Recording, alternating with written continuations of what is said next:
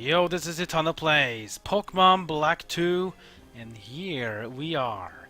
We have defeated Chantal, we have defeated Marshall, we have defeated Grimsley, and we have defeated Caitlyn. That means the next opponent is the Pokemon League champion of the Unova region. But we already know it's not Alder, because Alder is now a former champion. He has resigned as champion after the events of Pokemon Black and White. So we have a brand new Pokemon champion in the Unova region. But who will it be? It's time to find out. When you have healed up your Pokemon and set everything ready to go, move forward and make it ready to meet the champion. We'll just do one change of our Pokemon. I'm going to put in Magnezone to go first for this one. And here we go. We go down actually. Underneath we have the place where the champion awaits for us. And yes, unlike Black and White, we won't be interrupted by a Team Plasma anymore because they are already gone. We're gonna finally have a one-on-one battle with the Pokemon League champion instead of having to stand on the side. And here is the entrance to where we find the champion. Step inside and be ready for an epic battle.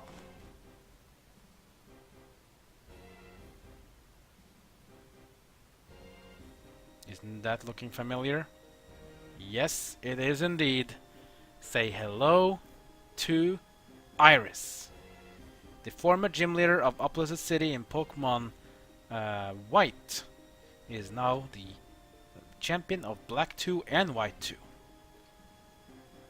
This will be interesting. Welcome, Challenger! And here she is. I've been waiting for this. You better have, but make sure you're all ready though, so you probably know what type of Pokemon she'll be using. Yep, that's right. 3 of our Pokemon are indeed of the Dragon type. So you want to make sure you have something that can counter Dragon. That's why I brought Simipour here. But Simipour though is a bit one of the weak side, so make sure he has something to sustain himself, because this is going to be a very tough battle.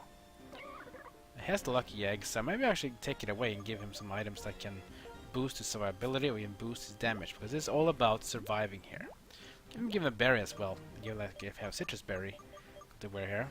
He heals for 30 health, so it will help a bit if you're taking some damage. We can also put him on something that can just increase his power, especially with the ice type. This one is all about being able to survive and also deal damage though.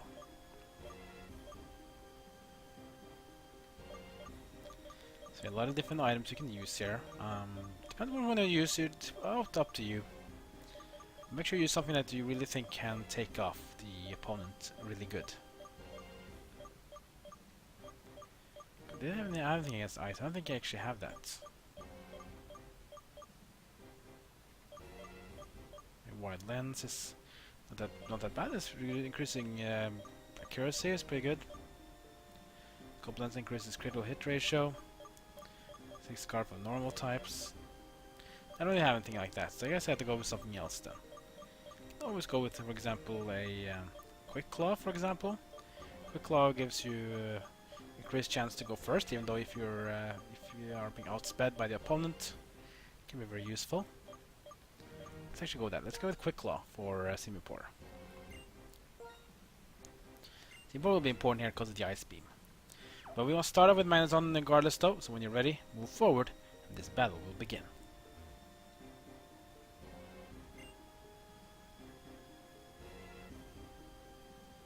Know what? I really look forward to having a serious battle with strong trainers. I mean, come on! The trainers who make it here are trainers who desire victory with every fiber of their being. And they are battling alongside Pokemon that have been through countless difficult battles. If I battle with people like that, not only will I get stronger, my Pokemon will too. And we'll get to know each other even better. Okay, brace yourself! I'm Iris, the Pokemon League champion, and I'm going to defeat you! We will see about that, but here we go! It is the final battle between Iris, the champion of the Unova region. She has 6 Pokemon, all very strong Pokemon. The first one will be Hydreigon. Hydreigon, dark Dragon, dual type. And look at the background. This is so beautiful. Look like you are up in the skies, up in space. This is really nice. So the reason I go with Minus Zone here is because Minus Zone can sustain a lot of damage here, but beware though. Hydreigon knows 4 different special attacks: Dragon Pulse, Surf, Flamethrower, and Charge Beam. All of them have super effective against my team. I felt like Minus Zone can be the one to sustain the best. I'll start with Thunder Wave. Hydreigon with Flamethrower, just as expected. It will deal a lot of damage to me, but will I be able to survive it though? I will. Here comes the Thunder Wave. This will paralyze the Hydreigon. Exactly what we want, because we won't want the Hydreigon to be able to dish out more punishment. Then it's all about stalling him down. Let's go with the Flash Cannon first. Don't use Thunderbolt because Dragon types are resistant to electric. Let's go with Flash Cannon. I get the first hit because the paralyzed effect is in. Here it comes. Flash Cannon used on the Hydreigon. Taking it down to 1/3, that's good. Flamethrower will be used, and that's gonna KO the Minus Zone. And so far Iris is up 1 to us, and that's not good. But at least we got down the paralyzes. This is gonna be important, because if we get down the Hydreigon, this battle becomes so much easier. Let's get in Simipour and see if his Ice Beam can do wonders for us now. So Simipour. The pain of my Pokemon, I feel it too! You feel that you're paralyzed then, Iris? Oh, I'm sorry. Well, let's go with Ice Beam. Let's see if this one can make or break. Ice Beam used. It's gonna be super effective. How much will it do though? Oh, it's gonna be enough. Oh my goodness, a critical hit as well, just to be sure of it. And Hydreigon goes down. Great, that's 1 down, 5 to go. Next up will be Lapras. Lapras is a dual type water and ice Pokemon. This one can be a bit of an annoying Pokemon to fight. This means that even if you are using Superior to deal damage of its water type, its Ice Beam can take you down quickly. This was very dangerous to us to fight. All of my Pokemon have weaknesses to it except for Simipour, but it also knows Thunderbolt, so this one is a very, very tough Pokemon for us to fight. Oh boy, this is not a really good one to fight. I want to have Minus Zone for this as well, so I think I actually had to do that one. Which one can I sacrifice though in this one? I can't sacrifice Simipour because I need to use him in the other battles to come.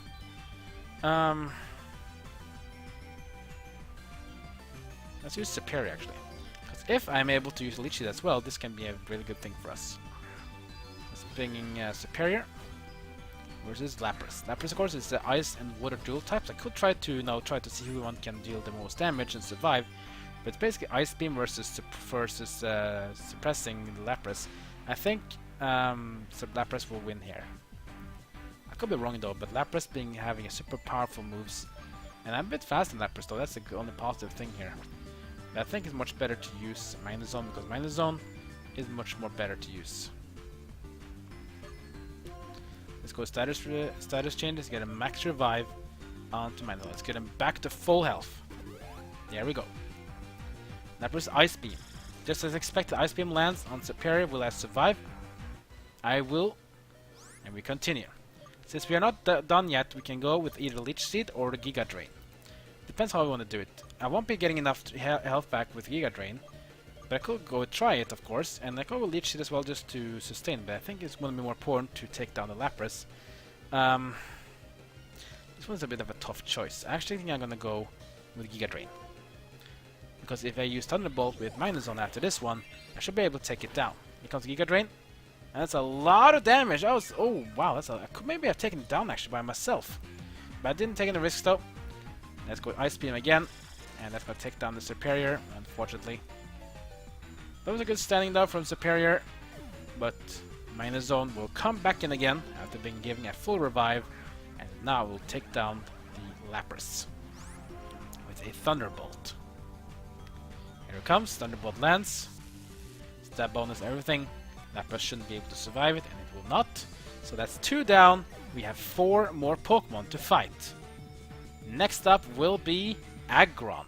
Oh boy, Aggron is Generation 3. Another Pokemon that's been switched out. Yeah, just like Lapras. Lapras is a Generation 1 Pokemon. So Lapras is also a new Pokemon in her team. And Aggron as well. Aggron is Generation 3. Aggron is a Steel and Rock dual type. That means it has a 4-time weakness to ground. That's right. Steel and Rock, it has a 4-time weakness to ground, as well as fighting. So if you have a fighting type Pokemon, you can take it down in a single hit. If you have a ground type Pokemon like Crocodile, you can take it down in a single hit, most likely. Just do remember that Aggron has insane defense, so it might even be able to survive a 4-time damage hit depending on your attack power. That's going to send in Crocodile versus Aggron. So Aggron again, Steel, Rock dual type. It means it has a 4-time resistance to normal attacks, but it has a 4-time weakness to ground. Earthquake! Let's go! Shake, rattle and roll. How much damage will we do? It's gonna be a 1-hit KO! Aggron goes down! Well played, Crocodile. It's gonna get itself a Moxie. That means now it has even more power to deal more damage. 4000 XP, and here comes Druddigon. So Druddigon is its next Pokemon to fight. Druddigon is a pure Dragon type Pokemon. I will see if Crocodile can survive because of the Moxie proc. Let's see if Druddigon can take out my Crocodile or if I'm able to do the opposite. So this is a pure Dragon type Pokemon. That means we cannot really rely on it to deal heavy damage. Even though it has wings, it doesn't have Levitate on us. So that means we can actually deal a lot of damage to Earthquake. That's pretty important here. Now, he has the Sheer Force ability, which is really nasty. Sheer Force is an ability that increases all damage you deal by 30%, but secondary effects is basically ignored. So for example, if your Thunderbolt has a chance to paralyze, Druddigon will still deal 30% more damage and will never be able to paralyze it with Thunderbolt. So that's basically what it means. But with that, I'm gonna go with Earthquake. I get the first hit because I'm faster, I have a +1 Moxie. How much damage will we do against Druddigon? Oh, that's a lot of damage. Focus Blast, this one probably will KO me because I'm weak to fighting. How much damage will it do? It's not a stat bonus though, but it has a 30% bonus from Sheer Force. Oh, I survived! Crocodile will not go down. That's another Earthquake, but Iris will use full restore onto Druddigon. But that doesn't matter though, that's why Iris took Earthquake, because I want to make sure, in case a potion came, I could take another Earthquake in his face. And I will. Earthquake is used. How much damage will it do this time? Back in the red zone it goes. Will it heal again? No, it will not. Here comes Earthquake number 2. Actually, number 3 actually. But the second in a row, Druddigon goes down, and now we are only down to 2 Pokemon left for Iris. The attack power goes up for Crocodile, and it's level 59. Pretty good. Its speed is going so much up. Plus 146 in speed, 169 attack. Holy crap. But defense is 94 though. That's just so bad. Alright, next up will be Haxorus. Haxorus is her best Pokemon. It's a pure Dragon type, just like Druddigon, but this one doesn't have the Sheer Force though. It has something else called the Mold Breaker. The Mold Breaker is basically an ability that allows the Pokemon to use any moves, whatever the situation. So you can basically use a normal move against a Ghost type Pokemon if you have the Mold Breaker. That's how good it is. So let's just stick with Crocodile because of this Mox bonus. If you're gonna go down, let's just go down in style. This has as much damage as you can. The Mold Breaker is used, so that means if it dig on the ground, that means probably can hit us regardless. So that's basically what it does. But do remember though, the Haxorus has the Focus Sash. That means it doesn't matter how much damage we deal, it will always survive one hit. It's gonna be very tough, but I'm gonna take all in now on this one. Let's go Earthquake. I have +2 Moxie. How much damage will we do? Here it comes. Earthquake.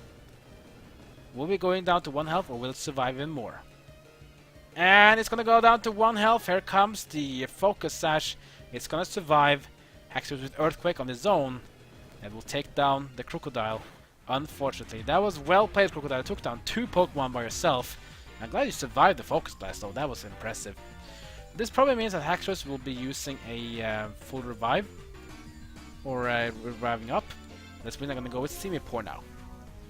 The reason is because it's gonna be probably healing. That means I'll get a free Ice Beam. Let's go with Ice Beam onto Haxorus. It's actually not gonna use. Wow, I thought it was gonna use a potion, but it's gonna use Earthquake instead. Will it take down the Semi-Pour though? No, it will not. Here comes the Ice Beam. And that's gonna take down the Haxorus, because you can only use Focus Sash once in the battle, and it's gonna go down. Wow. That means we only have 1 more Pokemon from Iris. It's gonna be Archeops. And Archeops is a super dangerous Pokemon. It's basically a glass cannon Pokemon just like Chandler, but if you're able to survive one hit and then dish out some heavy damage in return, the Archeops will have all its power reduced by half, as long as you bring it down to half health or less. So let's get in Magnezone, because Archeops is dual type rock and flying. So if you have a Pokemon of electric or water, this one can deal much damage. Let's get in Magnezone, who can be a very sustainable tank. I'll hold my mind and become one with my Pokemon! Well, you better be. Archeops is a super dangerous Pokemon. I love Archeops. It's so strong, but the problem is that it has a defeatist ability, which means that if it goes below 50% health, all its power will be reduced by half. That's a big weakness. So for this one, let's go with Thunderbolt. Archeops is fast, so we'll be using Rock Slide. But Rock Slide won't be doing much damage against us because we are of the Steel type. Good damage still though. I get Flinch as well, which is not really good. We'll try it again. Rock Slide number 2 from Archeops onto Magnezone. I'm still above half, and I'm flinched again! Come on! This is ridiculous. Rock Slide number 3 is gonna miss, and this time Thunderbolt lands on Archeops. Will it be enough to KO it though, or will this continue? It will not be. That means, ladies and gentlemen, this battle is over. We have a new champion! I did my best, but we lost. 23,600 Pokéballs winning. Pretty sweet. I'm upset I couldn't win. But you know what? More than that, I'm happy. I mean, come on. By having a serious battle, you and your Pokemon and me and my Pokemon, we all got to know one another better than before. Yep, we sure did. Okay, let's go.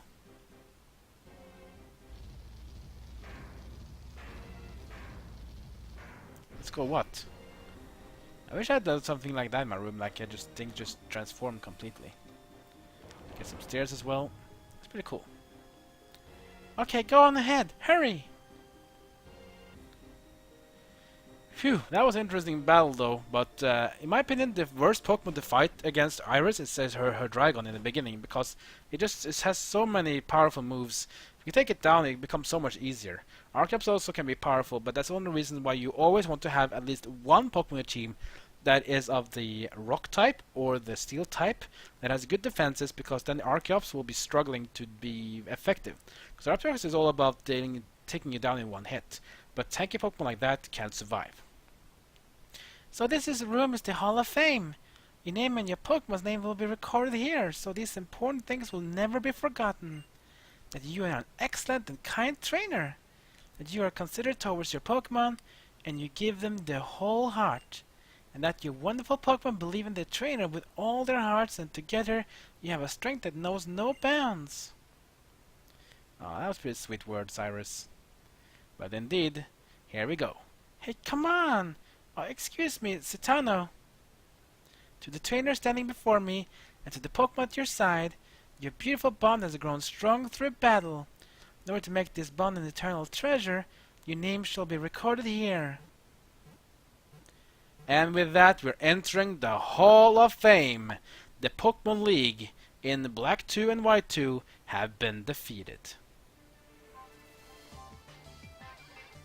And first, of course, Magnezone. What a tank! Powerful Pokemon. Simipour, the Dragon Killer, doing so well here. And of course we have Crocodile. In my opinion, a heavy MVP against Caitlyn and against Iris. Unpheasant, a heavy MVP in the beginning of the Elite Four. We have Superior, the Sustained King. And of course, last but not least, Arcanine, which is more of a backup, but he did really well taking on the B-Sharp. And here I am. It's been almost 40 hours, but a lot of recording though, and I probably also had some time doing some back and forth outside of the battles though. Right, number 807, that's kind of low. I think it's the lowest one I ever had. So that's one I think I'm very satisfied with. Could have probably done a bit different team though. I mean, no fighting Pokemon, no Psychic Pokemon. That's a bit of a make things a bit tougher, but I think Magnezone makes and breaks this game, because Steel, Electric, Dual type is so strong. Sure, you have a weakness to ground, but that's one if you have a counter at the ground, you do well. Crocodile struggled so much in the beginning because he was just so defensively weak. You just can use that power of his into your advantage with Moxie. You can just whip a team like I did with Caitlyn. I took 4 of his Pokemon down with only using 1 Pokemon. superior one I started with. And then finally, we have the Arcanine, which is the Pokemon from Generation 1 as well. Phew, that was interesting. And that's gonna be it for this time as we get the credits. But of course, now that we have beaten the Elite Four and the Pokémon League Champion, we unlock the Challenge Mode. Obtain the Challenge Key.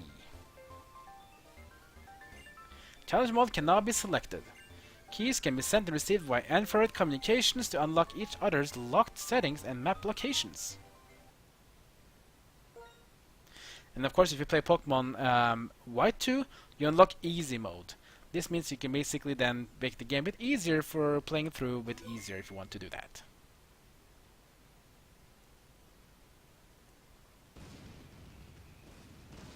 Celebration is done, and everyone is happy. Here at the Pokemon League, we have ourselves the new champion! Hype! Hype! Hype!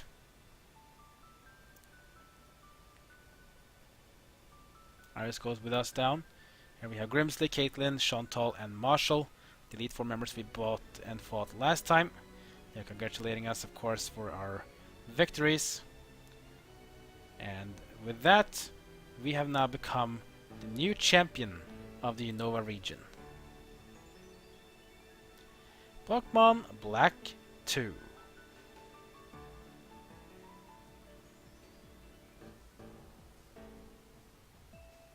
And with that, we get in the credits. So you think this Let's Play is over? No, not fortunately. I know you guys want to see me do another Pokemon game. For example, I played the new game, Pokemon Let's Go, Pikachu Eevee. But I don't really like stopping a Let's Play just to play something newer. But don't worry guys, we'll be playing Pokemon Let's Go Eevee or Pikachu later on as well. But we have a lot of other games to play. We still have to play Generation 7, Sun and Moon. We have to play Omega Ruby Alpha Sapphire for Generation 3 remakes. We also have Omega Sun and Omega Moon as well. And then we have Generation 8 coming up soon as well. So there's going to be a lot of more Pokemon games to play. But this Let's Play is not over yet, because we still have the post-game content. The end game is done. The post-game is next. And in the post-game of Black 2 and White 2, just gonna tell you guys, there is so much to do. Black and White had a bit of things to do, but not that much. This is one of the reasons why, in my opinion, Pokemon Black 2 and White 2 are so great. Because the post-game content of Black 2 and White 2 is massive. There's just so much to do. A lot of Pokemon legendaries, for example, from the past games are here. There's a lot of Pokemon that we can capture from other games that will be coming here. A lot of new cool events will be coming up. Cool trainers from the past will come up. And there's even a new poll called World Tournament, in which we're going to fight trainers and the gym leaders from the past games. Generation 1, 2, 3, and 4. Yep, they're all here in this game. We can battle them all. Wouldn't that be cool though? Oh, I think that will be awesome. We'll see about that though, because it's a bit of a thing on the side. It's more like the Battle Frontier thing, so it's we'll see if I'm gonna do that. More things, do things that which you get to explore and enjoy story game and have fun. Anyways, that's gonna be it for this episode. I'll let the credits continue until we are done. And then the next episode, guys, we're gonna take the first step in the post-game of Pokemon Black 2 and White 2 to see what waits for us now that we have become the champion of the Unova region. Like, comment, and subscribe. Follow me on Twitter, Twitch, and Facebook. And that's gonna be it for now, and I'll see you guys next time as my story of Pokemon Black 2 will indeed continue. And until then, enjoy the credits, and I'll see you next time.